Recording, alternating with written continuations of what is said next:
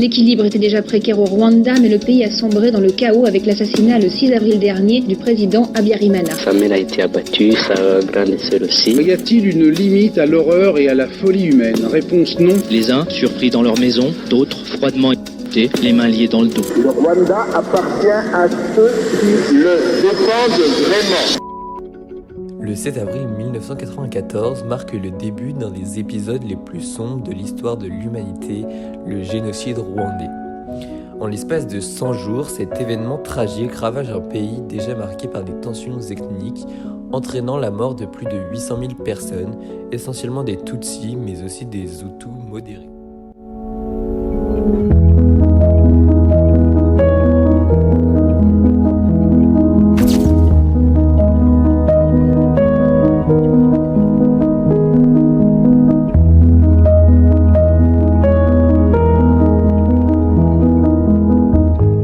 L'explorateur anglo-américain Stanley, de son nom John Roland Morton, fut le premier blanc à fouler le sol rwandais. Cependant, il se heurta à l'hostilité des habitants et se replia immédiatement.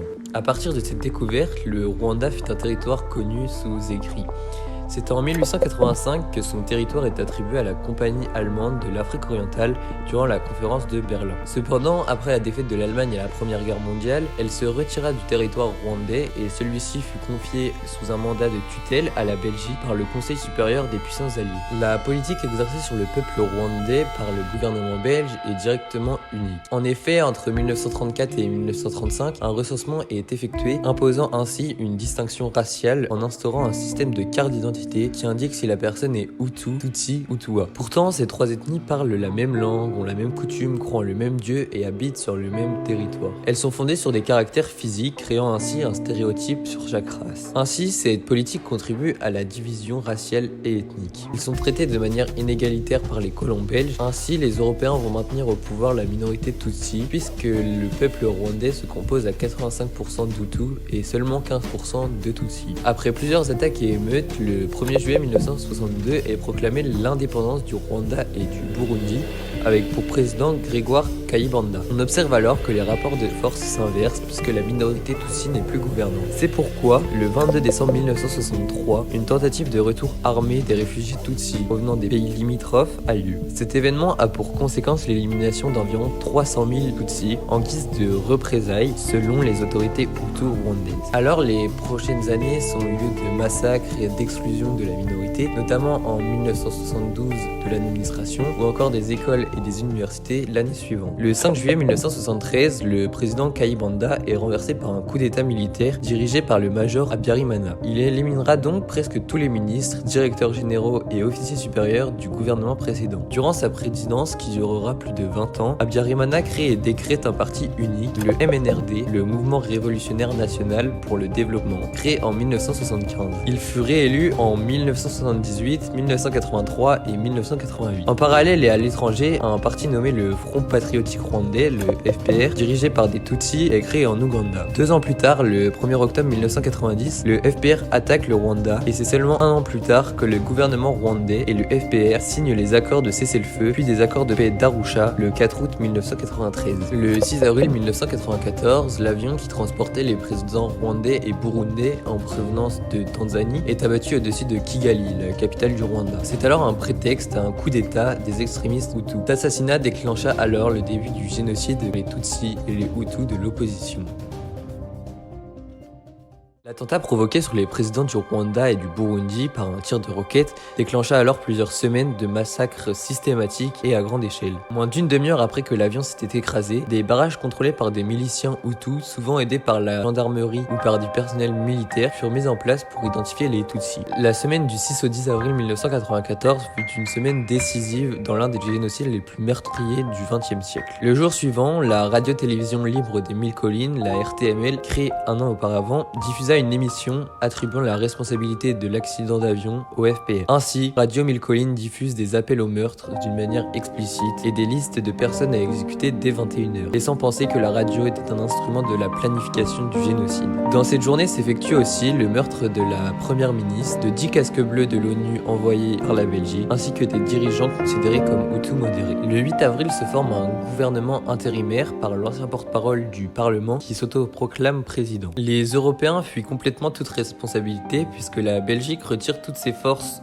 dès le 8 avril et des parachutistes français évacuent des ressortissants étrangers ainsi que des membres de la famille Habyarimana le jour suivant. Les cadavres s'accumulent, l'horreur continue. C'est le 10 avril que débute le ramassage des corps dans les rues de Kigali par des camions poubelles. Peu à peu, à l'international, ces actions sont reconnues comme un génocide prémédité. Dans le New York Times, par exemple, Alison Desforges publie une tribune intitulée « Génocide, c'est un fait au Rwanda ». D'autre part, le ministre des Affaires étrangères français, Alain Juppé, emploie le terme « génocide » devant la presse après une réunion du Conseil des ministres de l'Union européenne le 15 mai 1994. 10 jours plus tard, la Commission des droits de l'homme et de l'ONU qualifie les massacres de génocide lui aussi. Cependant, ce n'est qu'à partir du 1er juillet 1994, soit près de 4 mois après le pillage, les viols, les massacres systématiques envers les Tutsis, que le monde réagit. Le Conseil de sécurité instaure une commission d'experts qui évaluera et analysera les preuves d'éventuels actes de génocide. De plus, la France est la première à agir. Le 23 juin, un premier détachement de l'opération humanitaire turquoise sous commandement français s'introduit au Rwanda. Quelques jours plus tard, le 3 juillet 1994, le secrétaire général des Nations Unies autorise la France à créer une zone humanitaire sûre qui aura permis de sauver des centaines de civils dans le sud-est du Rwanda, mais elle aurait également permis à des soldats, des responsables et des miliciens impliqués dans le génocide de fuir le Rwanda en passant par des zones contrôlées par ses forces. Concernant la mission des Nations Unies pour l'assistance au Rwanda, force multinationale pour préserver et favoriser les accords d'Arusha, elle se retire dans la majorité dès le début des violences. De son côté, les forces du FPR menées par Paul Kagame prennent le contrôle du Rwanda peu à peu. Le 4 juillet 1994, que le FPR pénètre dans Kigali, établissant ainsi un contrôle militaire de tout le territoire rwandais, signant la fin du génocide des Tutsis, fin des tueries de masse.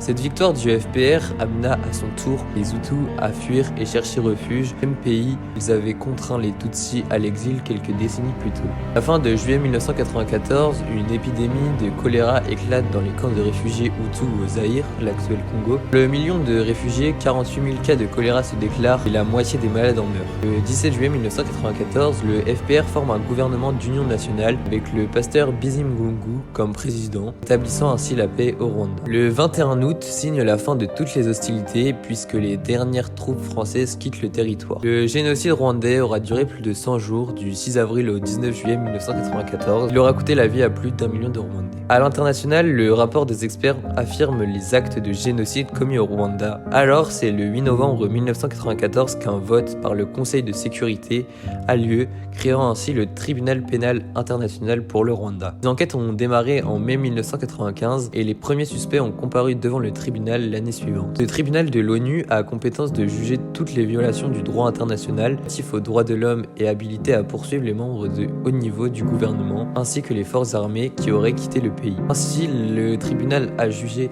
la prison à perpétuité pour Jean Kabambana, le premier ministre durant le génocide, mais aussi a condamné la prison à perpétuité pour une personne accusée de crimes contre l'humanité et crimes de génocide. Pour terminer, 3 directeurs de médias étaient accusés pour avoir utilisé leurs médias pour inciter à la haine et au génocide. Enfin, les Nations Unies, dans un rapport publié en décembre 1999, reconnaissent que l'organisation et la communauté internationale ont été incapables d'empêcher le massacre de populations civiles rwandaises. De son côté, le gouvernement rwandais a commencé à la fin de 1999 à instruire les procès tant attendus du génocide. C'est en 2000, plus de 100 000 génocidaires présumés attendaient d'être traduits en justice. Le Rwanda a dû fournir un effort politique considérable pour reconstruire cet appareil judiciaire. Des ONG comme RCN Justice et Démocratie ou encore Avocats sans frontières ont participé à cette reconstruction. Le très grand nombre de génocidaires qui étaient loin d'être tous en prison ont posé un immense problème au Rwanda. Ainsi, une solution a été trouvée de s'appuyer sur les Gakaka, une justice villageoise traditionnelle pour les auteurs secondaires. Quant à eux, les acteurs principaux étaient jugés par la justice nationale rwandaise.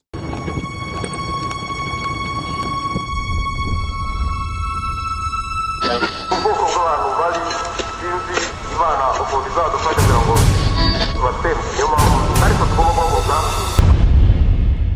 Le génocide du Rwanda de 1994 a marqué l'histoire par sa brutalité et son ampleur. En l'espace de 3 mois, environ 800 000 personnes, principalement des Tutsis, ont été massacrées par des milices Hutus extrémistes, ainsi que les membres de la population civile incités à la haine ethnique. L'inaction de la communauté internationale, malgré des signaux d'alerte, a contribué à l'ampleur de la catastrophe. Aujourd'hui, le Rwanda s'efforce de se reconstruire en prônant la réconciliation et en mettant en place des mécanismes de justice, tout en cherchant à prévenir de telles atrocités à l'avenir. Pour terminer, ce génocide reste une tragédie qui ne touche non seulement le Rwanda, mais aussi les pays voisins comme le Burundi, où des tensions similaires existaient. Le film Petit Pays raconte une histoire d'une famille vivant au Burundi pendant ces atrocités. Je vous incite donc à aller le voir, notamment sur Netflix, en vous projetant sa bande-annonce dès maintenant. On va à l'école directement ou alors le petit déjeuner? Gabriel Chapat, ne crois pas que je t'ai pas vu, hein. Les enfants, sortez de mon jardin! Dépêchez-vous! Si je comprends bien, nous avons là la bande des 5. Vous savez tous que cette année, pour la première fois, les Burundais pourront choisir librement leur président de la République. Papa, c'est quoi la différence entre les Hutus et les Tutsis? Ah bah écoute, ils ont pas le même nez. La guerre entre les Hutus et les Tutsis, c'est parce qu'ils ont pas le même territoire? Bah si, ils ont le même pays, ils ont la même langue et vont à la même église. Mais c'est pas pourquoi alors? C'est pas à cause de leur nez. Arrête. Si tu veux vivre ici, tu seras obligé de choisir ton camp. Et si tu choisis pas, tu vas faire quoi? Séparer la classe en 2? Qu'est-ce qui se passe, Gabi? Je sais pas. Papa! Ouais. Il y a eu des coups de feu. Qu'est-ce qui se passe là? Je suis là. Les militaires ont tué le nouveau président. La guerre a tout changé, Gabi.